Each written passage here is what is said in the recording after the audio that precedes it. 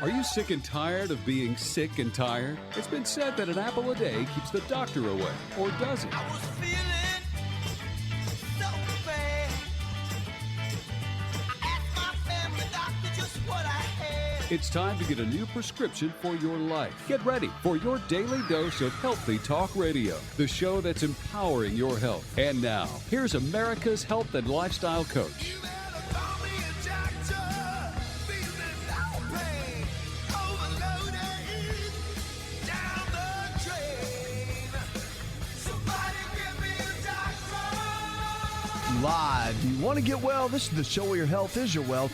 Thriving is more important than just surviving, and the only thing lost are those unwanted pounds. This is Healthy Talk Radio that helps you get well, stay well, and live well. Phone lines are open, 888-283-7272. That's 888-283-7272. What are you struggling with? Let's talk about it, your health and your life. So if you're struggling with something right now and you want to get better, you're at the right place. We want to help you take where you are right now in your current state of health to where you need to be. So many people are struggling today, and I want to encourage you to go to the website. There you'll find all kinds of health information. If you're looking for a lifestyle provider, someone in your area that believes the same way we do, just check out the website. We'll be able to help you along the way. Go to the phones, and let's talk with Ruby. Hi, Ruby. I'm calling. I wanted to know, we just found out my husband has cancer. He has a lump in his neck, and it's cancerous. And I would like to know, what he can do to make his body healthier with vitamins and stuff.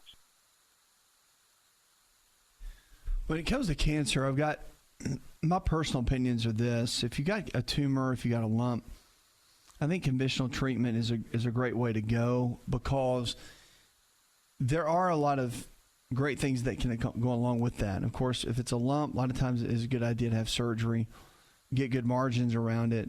And then, of course, now radiation and any kind of chemotherapy is up to the oncology team and what they suggest, and you really need to go with what they say. Now, with that said,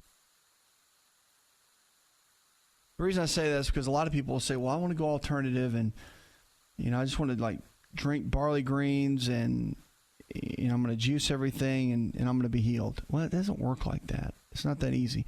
Remember that 80% of the body breaks down before we ever get our first symptom. That's a big key statement to understand. So by the time something's broken down, or by the time you can see the tumor, right, it's been growing for a long time. Matter of fact, they say it takes about 10 years for that first tumor to be where you can see it, or it can be detrimental enough to affect your health. So what you want to do is you have to have somebody managing rebuilding the good, healthy cells, working on the nutrition, working on the nutritional deficiencies, whether it's a dietitian or another physician, someone that can manage your overall lifestyle choices, because all the research has told us, even when it comes down to cancer cells, that your lifestyle matters, whether you have a toxic environment, toxic relationships, or what. But having really, really good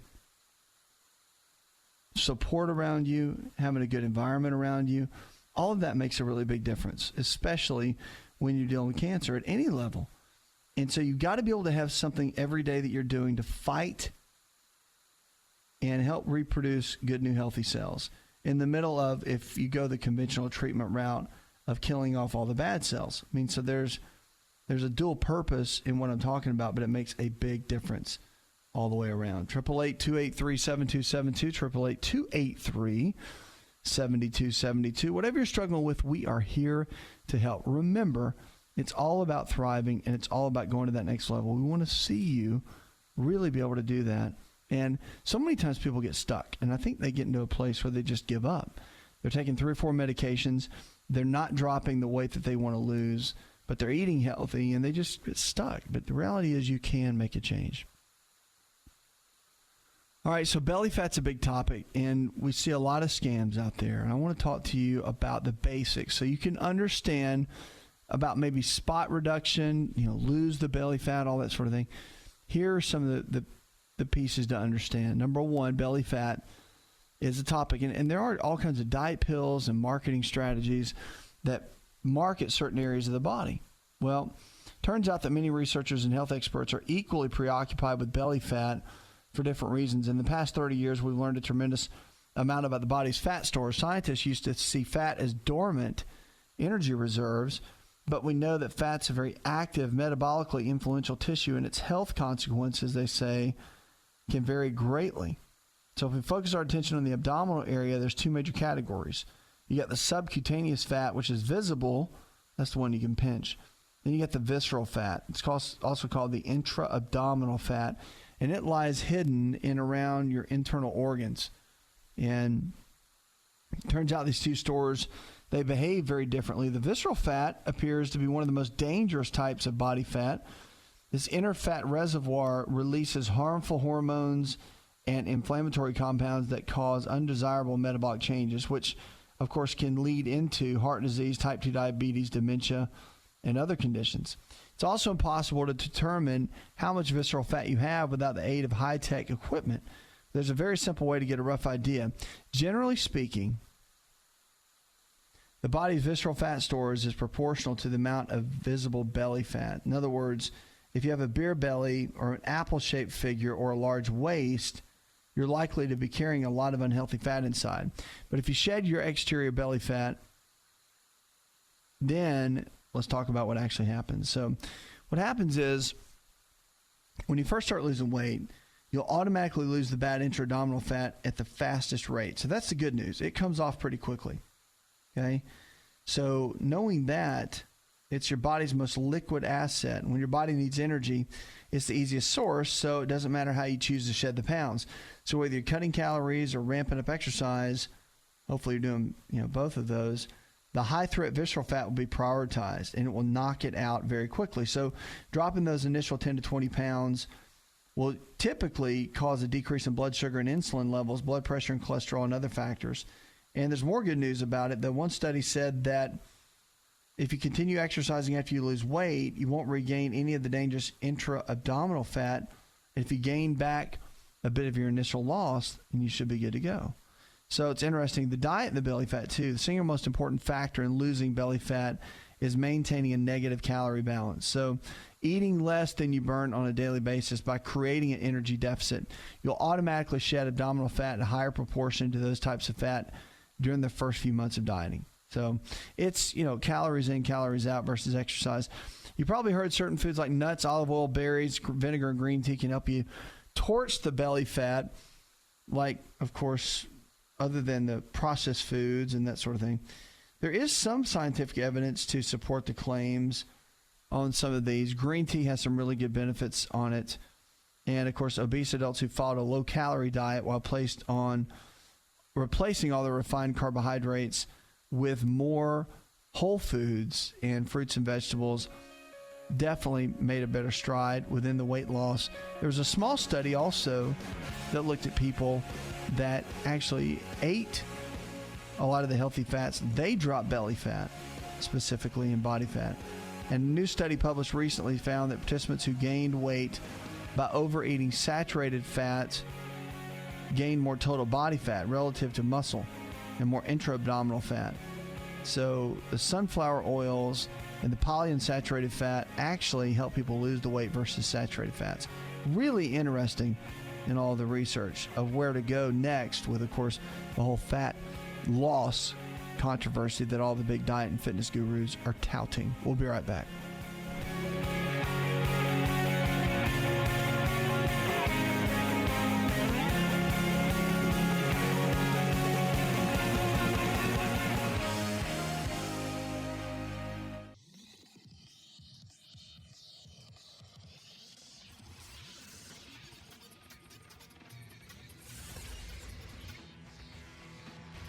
To find out more, connect with On Call Radio online at InShapeNetwork.com.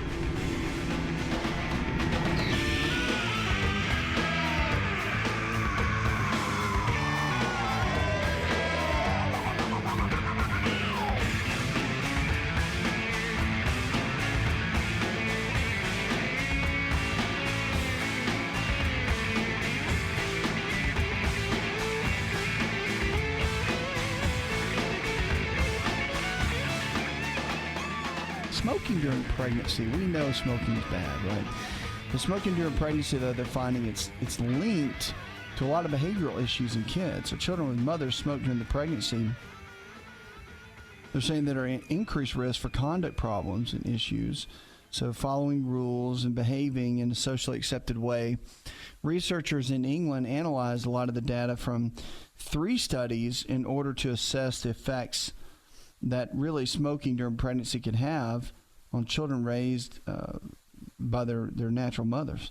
And the Journal of Psychiatry actually looked at this, and they found that a lot of the findings suggested an association between smoking during pregnancy and child conduct issues. And this was fully explained, or unlikely to be fully explained, they said. But the causal explanation typically is between smoking and what it actually does biochemically to the body. They said in the study that they're trying to locate in through continual studies to find out what those key chemicals are. They don't even know what it is yet. They just know that there's a strong link. And one key, which is, I think, vital and really important, I mean, smoking with mothers, not only the birth defect challenges that can happen, but even ongoing. I mean, you know, smoking as the child's an infant at home, the secondhand, thirdhand smoke that they're around, even if you go outside and smoke, bring it back in, you're still wearing it. And it really becomes challenging for the kids. And there are a lot of long-term benefit or long-term, I guess, issues that arise of it. So parents, it really encourage you, if you have kids, to just hang it up. Hang it up because it's not worth it. Their life is extremely valuable, as you know, if you're a parent. And it's not worth it, especially if you've got a little baby you're carrying around all the time. You don't need to do smoking.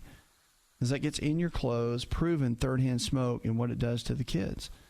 And we've got so much of the behavioral side with children with ADHD and attention issues. There's a lot of that going on, and they're still finding to see if it actually is tied to those or not. But I'll find it interesting as time goes on and they put 2 and 2 together to figure that out. That will be interesting, to say the least. 888-283-7272. Check us out on the web. Go to the phones now, and we're going to go to Todd. Hi, Todd. I had a question about career paths. I'm interested in sports, medical, nutritional training on a professional hockey level. I am interested in alternative medicine, herbal healing, alternative diets for high performance for a professional hockey team in my town, which is a Cincinnati Cyclones. And I'm wondering I am interested already and do a lot of weight training, strength training, flexibility training through yoga, weightlifting, Pilates, running, sprints, etc. And just looking for the best advice I could possibly get for someone looking for a career in this realm. It's a good question. I'll tell you that if you're really looking to be able to teach and be involved with an athletic team, work with nutritional plans and sports training and that sort of thing, 2 degrees or certifications are really important. One would be a registered dietitian as far as the nutritional side. They're becoming the dominant force in nutrition as far as the standard of credential. So that would be, of course, 4 years. You really don't know you don't need to go get your MD, which is just years and years of training just to do that. You could just go get a registered dietitian, which takes about 4 years roughly, a little bit of an internship, and then you'll be good to go. Pass the exam and get your license. Now, the other is a certified strength conditioning specialist. It's the CSCS, and it's really the gold standard of any athletic training or sports training for the athlete, whether it's high school, college, or pro. And the CSCS is world recognized as that standard credential among strength coaches. So what it means is certified strength conditioning specialist. And really all the strength coaches, they have them nowadays. They used to not, but it's pretty much, you're going to find that everywhere you go. And that makes a big difference. It really does. The education to pass that exam is very, very strong. And the knowledge base of what it takes, you'll be right there with, if you're wanting to go into that field, you'll be right there with any of them that are with all the Major League Baseball teams, football, hockey, and you'll have the same credential. But then there's the years of experience that really no textbook can teach. It's just trial and error and knowing what works, knowing what doesn't, and then knowing your players. And, when I was the assistant strength coach at Florida State, knowing a lot of even what there's the science, but then there's the things that you just know work. And there's certain athletes that you know what works best for them and what gets them. You start to learn your players, and you start to learn what makes them tick and their body chemistry and what makes them really thrive and become that elite athlete that they are. So a lot of great tips in that. And I would encourage you to go down these two paths and do some research on it. But those are typically, out of all the different degrees and certifications and all, will probably get you to your goal the fastest. 888-283-7272. Check us out on the web. We're here for you no matter what you're struggling with. Know that if the body can get sick, you can also get well. It's all about lifestyle, and the choices that we make every single day can and will determine the kind of health we're going to have tomorrow. Coming up, we're going to jump in. We've got more questions about your health. And also, we've got some new research you don't want to miss. And our food of the day, one of my favorites, talking about how foods can transform our health. There's so many ways that it can do that. And what we're going to talk about here coming up, it's one of your favorites, I can guarantee you. But you've always thought, I can't eat that because I don't think it's good for me. It's actually a powerful superfood that I'm a big fan that you can actually eat every single day and get great benefits from it. All of that and more of your calls, which I see you waiting there when we come back.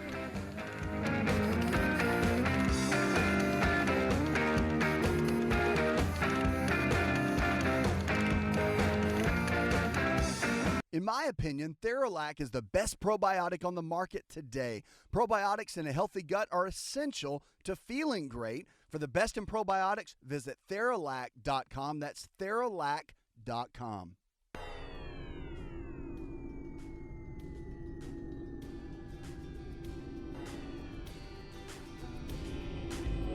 To find out more, visit the show online, InShapeNetwork.com.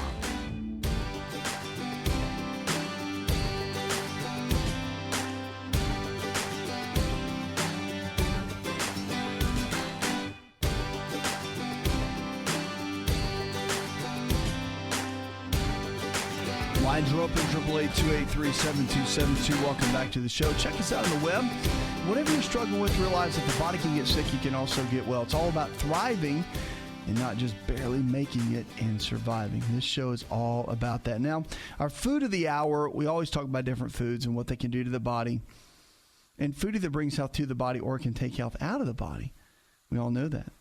And the choices that we make every single day, they matter. Well, certain foods can actually help, and coming up in just a moment, we're going to talk about that. But first, we're going to go to the phones and talk with Tanya. Hi, Tanya. I'm about 49 years old, so I was just wondering, I was diagnosed with type 2 diabetes a couple years ago, and I lost like 35 pounds. I weigh about 135, and I'm 5'8". So I work out and stuff like that, and I eat healthy and take health food supplements, whole food supplements. So just wondering if someone can be diabetic when they're at that weight. Well, diabetes can come along regardless of what someone's weight is. It really can show itself. And if the pancreas get tired and the insulin receptors get worn down, and diabetes can come along pretty quickly.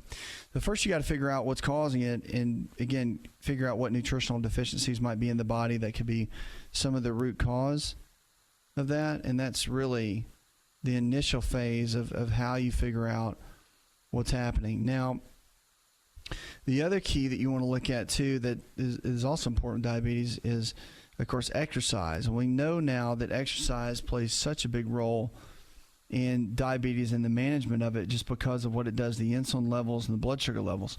So first, you always want to look at, as far as moving forward and what do you do, first you want to always get a good game plan together on the eating side.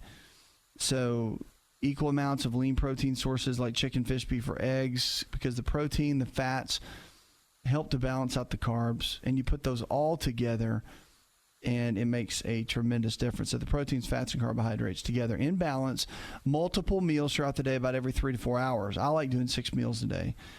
Small meals because of the volume, especially if you're dealing with any kind of calorie deficit that you put someone on, that's going to make a big difference too.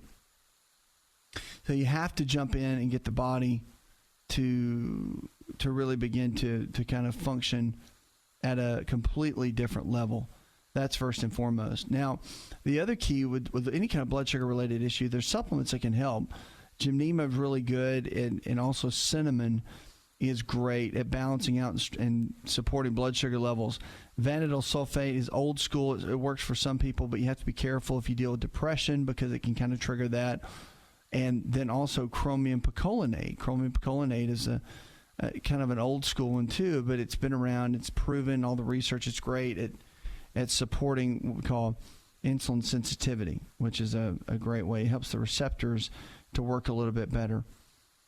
But those are all very, very good. I mean, when it comes down to it, and make sure they get the fats in. The fats, I think, are one of the best kept secrets of staying healthy. Getting enough of your healthy fats in every single day. Even people that are athletes and whatnot tend to shy away from too much fat, but it's the good monounsaturated fats that our bodies work so well off of, and that's really what you have to look at. It just comes down to calories and your macronutrients and getting the right combination, and all that is at our website. You can find all that information there to really help you and kind of coach you and encourage you through that entire process. But know that your body can do better. Definitely better than what you're dealing with today, that's for sure. 888-283-7272. Lines are open with questions about your health. Give us a call or go to the website. Now, our food of the hour you're going to love. I mean, you're really going to love it. Did I say you're going to love it? You're going to love it. Dark chocolate. And you think, well, yeah, I've heard it's healthy, but like I eat a couple of squares like every week. Well, guess what? You can eat it more than that. A lot of the benefits of dark chocolate come. European Journal of Nutrition found that eating these antioxidant-rich chocolate, of course, about 70% cocoa or greater, has incredible benefits. Matter of fact, it can increase a lot of the moisture in the skin by about 25%. So you get fewer sunburns. British researchers gave 2 groups women dark chocolate or milk chocolate for 12 weeks. At the end of the study, those with dark chocolate had doubled their protection against UV rays. And basically, the one with milk chocolate had no benefit. Think about that. What the cocoa does, it boosts the blood circulation to the fine capillaries in the top layer of the skin and the vessels that are better equipped to draw oxygen and nutrients that protect the skin against dehydration and burns. Healthier teeth is another reason to be doing the dark chocolate. Usually, the sugar in the chocolate candies that rot your teeth, but cocoa actually protects them. Cocoa bean husk contain antibacterial compounds that inhibit the formation of plaque and biofilms where the cavity-causing bacteria can thrive. In fact, in a new study, recently they found that it can reduce plaque by almost 50%. Interesting. Reduce a lot of the cravings and weight gain, too. Cocoa is rich in fiber and protein, and it's a standard-sized dark chocolate bar that contains 4 grams to 8 to 9 grams, respectively. Researchers from the Netherlands found that people who smelled 85% dark chocolate reported that their appetite levels dropped in half. So just smelling the dark chocolate actually reduced the cravings and overall weight gain. It's pretty amazing. Healthier heart, too. So chocolate's often kind of vilified because it contains cocoa butter, which is high in saturated fat. But it turns out that the other forms of fat, such as coconut oil, cocoa butter, could actually be good for you. About 1/3 of the fat in cocoa butter with stearic acid actually converts to a healthy monounsaturated fat called oleic acid, which lowers the levels of LDL cholesterol. So you need certain saturated fats. We've always known this for the omega-3 fatty acids to work better. And this is one of the reasons why. Matter of fact, they've always recommended taking a lot of the butter fat with fish oil because it increases the absorption of it. Matter of fact, cod liver oil works much better with taking some kind of butter oil. Helps to reduce blood pressure. Also helps with the reduction of a lot of the platelets that can stick together. So Sharper focus is another one. The MRIs, of course, studies have shown that chocolate boosts blood circulation to the brain, which can improve the ability to focus. So taking a small amount of cocoa flavonoids for 5 days led to better blood flow to the brain in healthy adults who were performing typical cognitive tasks. Less anxiety, too. So people that deal with a lot of anxiety, so if you take Xanax and you're dealing with any kind of the benzodiazepines, know that the dark chocolate might help. The stress prompts the body to produce cortisol, which is pretty common in everybody, which an added downside of triggering the accumulation of abdominal or visceral fat that builds up around your organs, and then that contributes to depression along with heart disease and stroke. But a 2009 study found that people who ate 40 grams, that's about an ounce, of chocolate every day for 2 weeks, saw decreases in the levels of cortisol in their systems compared to its levels at the start of the study. Another study said that a year later, over the course of 30 days, people who ate cocoa daily had 10% lower levels of anxiety. It's pretty incredible when you think about it. Something that easy, and we're huge fans of dark chocolate. Matter of fact, we recommend it to all of our clients, and we recommend it to anybody. I mean, all my teachings, I teach this. All of our lifestyle providers are big promoters of dark chocolate just because of what it does to the body. Now, boosting your pre-exercise workout levels can be another big one, too. So the dark chocolate can help cut down on the post-workout soreness. Cocoa has these catechins with the two kinds of antioxidants that increase your muscles' absorption of nutrients that create energy, which can help you really get energized to work out and help you through the workout. In one study, the energizing antioxidants produced about 30% increase in fatigue resistance. So likewise, a lot of the anti-inflammatory compounds you'll find in cocoa help tremendously. The key to reaping all the benefits, though, is the 40 grams a day. I mean, that's the key. So it's about 1 ounce. So don't start hammering, and putting down half of a chocolate bar every day and think you're going to get these benefits. It's just 1 ounce and roughly the size of the end of the joint of your thumb. So it's about 1 to 2 squares a day. And really, it can be just enough at night after dinner to get that little bit of sweet tooth taken care of, but it can make a tremendous difference in your overall health if you stay consistent with it. And how hard is it to eat a couple of squares of chocolate a day? I mean, really? Pretty exciting. So, but that's what I love about foods, because so much we look at medicine and supplements to come in and save the day and be the silver bullet and come in and transform the way we feel. But reality is that so much lies in our foods, and as much as the wrong kinds of foods, and this happens often, as much as the wrong kind of food can put us in a deficit where we're really struggling, the right kind of foods can really make a difference, and they can really help us along the way, and they can really get us where we need to go as far as our health. But it's about making the right kind of decisions. And really, at the end of the day, that's what it's like that with anything, but it really is with our overall health. Go to our website, check it out. All kinds of information. And if you missed something on the show, typically you can find it there as we do a lot of our recaps. And then our new app is out, so check that out, where you can also listen to the show right there on your smartphone or your tablet anytime throughout the day. All kinds of great tips and tools that we can have to help you get the help that you need with your health. Coming up, more questions about your health. Also, I'm going to jump in. Got some calls. I see you there. And I've got some fitness tips to help you drop the weight you don't want to miss.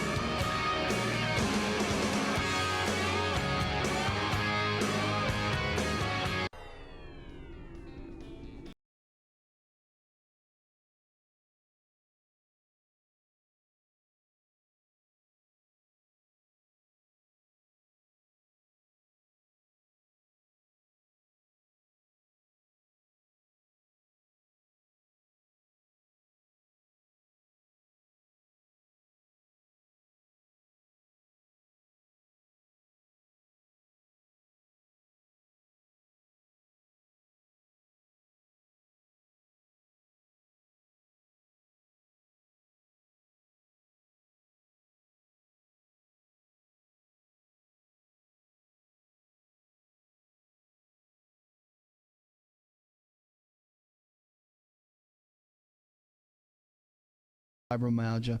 If the body can get sick, it can also get well. It's all about making the best choices and decisions so you can thrive, so you don't have to be stuck. And remember, the choices we make today will determine the kind of health we're going to have tomorrow. Let's go to the phones, talk with Johnny. Hi, Johnny.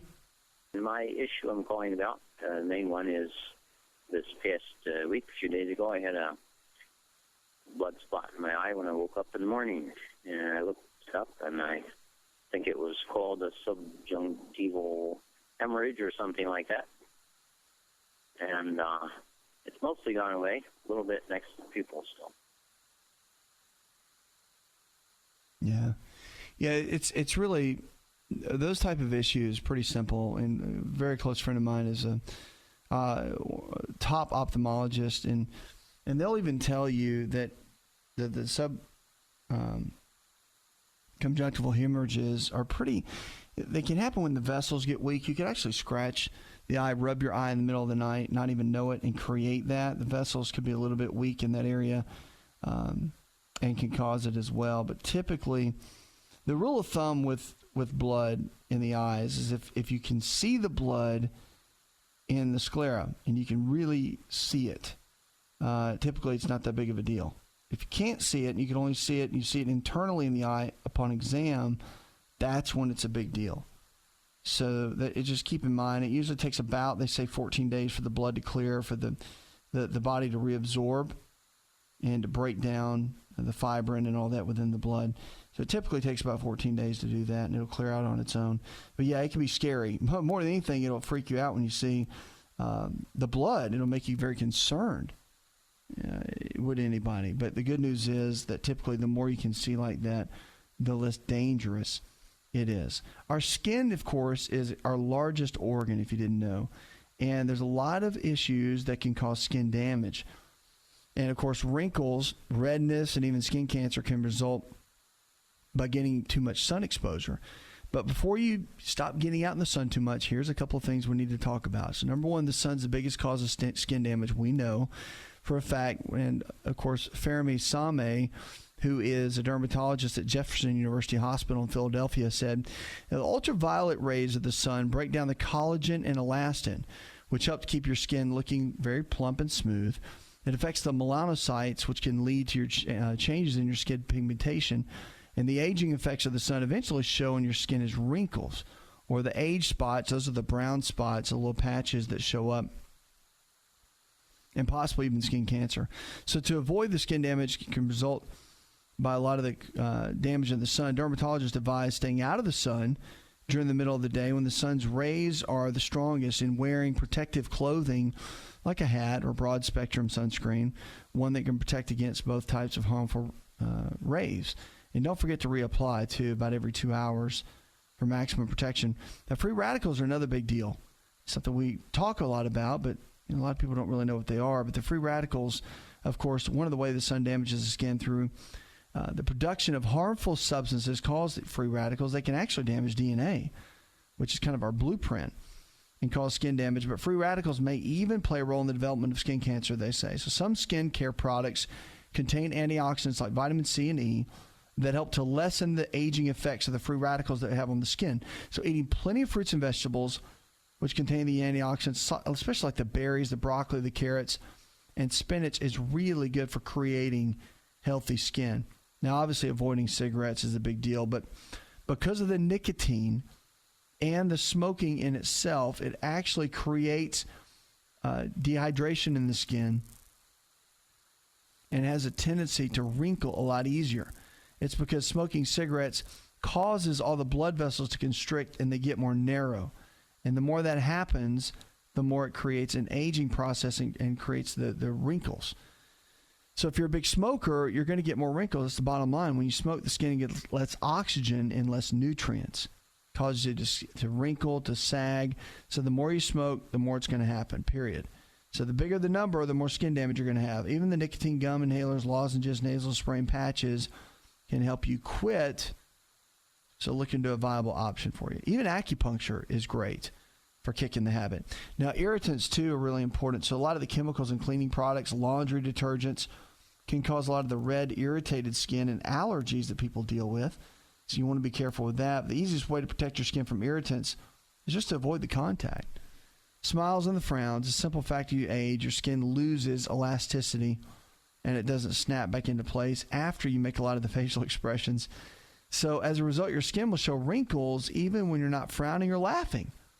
So no one would say to stop loving life, but again, that's where Botox comes in, right? So a lot of people jump onto the Botox wagon because it kind of freezes that area. So you might also consider using over-the-counter prescription wrinkle creams or other topical medications to smooth out the skin. Also, there's a host of procedures that are available to reduce the wrinkles, including the microdermabrasion and chemical peels, laser resurfacing, and, of course, the injectable fillers like collagen. They can really minimize it, and they can. I mean, again, if you need it, do it. But at the end of the day, take good care of your skin with your nutrition, staying out of the sun, drinking plenty of water, getting plenty of green tea, which is great, and doing everything you can to take care of the largest organ on the body. Make sure to check out our website.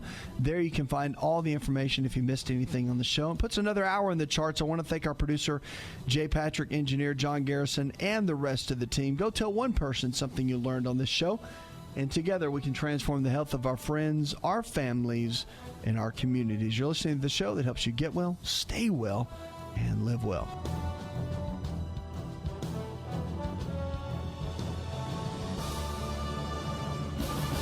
This show is designed to provide accurate information of a general nature on the subject matter covered, and given with the understanding that neither the host nor the station is engaged with rendering any form of medical advice, diagnosis, or treatment. This information is not approved by the FDA and is not intended to diagnose, prevent, treat, or cure any disease. To experience more of Asa Rx audio, visit us at asarx.com.